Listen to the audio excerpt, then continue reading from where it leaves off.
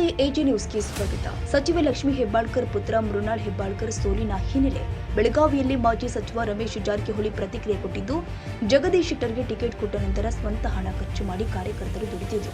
ಅಹಂಕಾರದಿಂದ ಬಂದ ಅಭ್ಯರ್ಥಿಯನ್ನ ಕ್ಷೇತ್ರದ ಜನ ಸೋಲಿಸಿದ್ದಾರೆ ಎಂದರು. ಬೆಳಗಾವಿ ಮತ ಎಣಿಕೆ ಕೇಂದ್ರದಲ್ಲಿ ಜಗದೀಶ್ ಶೆಟ್ಟರ್ ಅವರನ್ನ ಭೇಟಿಯಾಗಿ ತಬ್ಬಿಕೊಂಡು ಶುಭಾಶಯ ಕೋರಿದ ಬಳಿಕ ಮಾತನಾಡಿದರು. ಜಗದೀಶ್ ಶೆಟ್ಟರ್ ಗೆಲುವು ಬಿಜೆಪಿಯ ಸಾಮಾನ್ಯ ಕಾರ್ಯಕರ್ತರ ಗೆಲುವಾಗಿದೆ. ರಾಜ್ಯದ ಅಂಗನವಾಡಿ ಕಾರ್ಯಕರ್ತರ ಶಾಪದಿಂದ ಬೆಳಗಾವಿಯಲ್ಲಿ ಕಾಂಗ್ರೆಸ್ ಸೋತಿದೆ ಎಂದರು. ಅಂಗನವಾಡಿಯ ಪ್ರತಿಯೊಬ್ಬ ಕಾರ್ಯಕರ್ತರಿಂದ 1 ಲಕ್ಷ ಹಣ ವಸೂಲಿ ಮಾಡಲಾಗಿದೆ ಅಂತ ಇದೇ ವೇಳೆ ರಮೇಶ್ ಜಾರಕಿಹೊಳಿ ಗಂಭೀರ ಆರೋಪ ಮಾಡಿದರು. ಅಂಗನವಾಡಿ ಕಾರ್ಯಕರ್ತರ ಶಾಪದಿಂದ ಕಾಂಗ್ರೆಸ್ ಅಭ್ಯರ್ಥಿಗೆ ಸೋಲಾಗಿದೆ. ಬೆಂಗಳೂರು ಮಹಾನಗರ ಮಹಾನಾಯಕನ ಅಹಂಕಾರದಿಂದ ಸೋಲಾಗಿದೆ. ದುಡ್ಡು ಮತ್ತು ಸೊಕ್ಕಿನ ವಿರುದ್ಧ ನನ್ನ ಹೋರಾಟ ಇತ್ತು ಅಂತ ಆಕ್ರೋಶ ಹೊರಹಾಕಿದರು. ದುಡ್ಡು ಮತ್ತು ಸೊಕ್ಕಿನ ವಿರುದ್ಧ ಹೋರಾಟ ಇತ್ತು.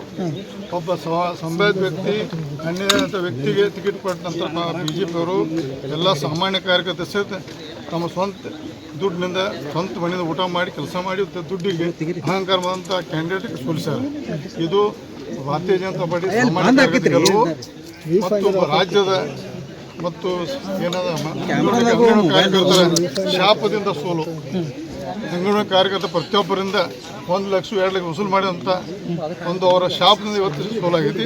ಮತ್ತು ಬೆಂಗಳೂರಿನ ಮಹಾನಾಯಕನ ದುರಂಕಾರದಿಂದ ಸೋಲಾಗೈತಿ. ತಾಜಾ ಸುದ್ದಿಗಾಗಿ ಎಜೆ ನ್ಯೂಸ್ 24x7ಗೆ ಸಬ್ಸ್ಕ್ರೈಬ್ ಮಾಡಿ ಮತ್ತು ಬೆಲ್ ಐಕಾನ್ ಒತ್ತಿ ತಪ್ಪದೇ ಲಿಂಕ್ ಶೇರ್ ಮಾಡಿ.